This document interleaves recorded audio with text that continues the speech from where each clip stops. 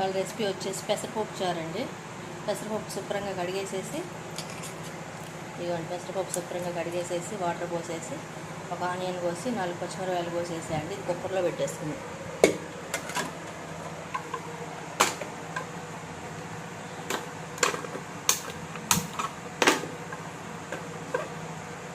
దీనిపైన మూత పెట్టాక ఇదిగోండి పెసరపప్పు ఉడికిపోయిందండి. ఉడికి తీసేస్తే గిన్నెలో వేసేసి వాటర్ పోసాను. ఇప్పుడు స్టవ్ మీద పెట్టుకున్నాం. మరుగుద్ది. స్టవ్ మీద పెట్టేసాను. ఇందులో పసుపు, ఉప్పు, కారం వేసేసుకోవాలండి. కొంచెం పసుపు, పెసరపప్పు చారుకి ఎంతో సాల్ట్ పట్టదండి. ఒక హాఫ్ స్పూన్ సాల్ట్, కారం కూడా ఎంతో పట్టదండి. కొంచెం కారం,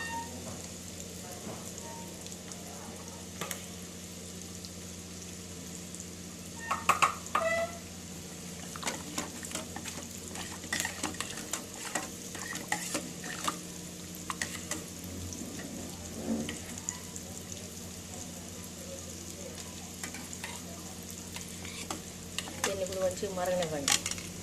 ఒకసారి ఇట్లా ఉప్పు, కారం, పసుపు వేసి బాగా మరగనియాలండి.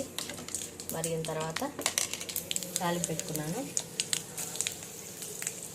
తాలింపులో అల్లం వెల్లుల్లిపాయ, ఎండుమిర్చి, కరివేపాకు, తాలింపు గింజలు వేసేసి తాలింపు పెట్టుకున్నాను. దీన్ని ఇప్పుడు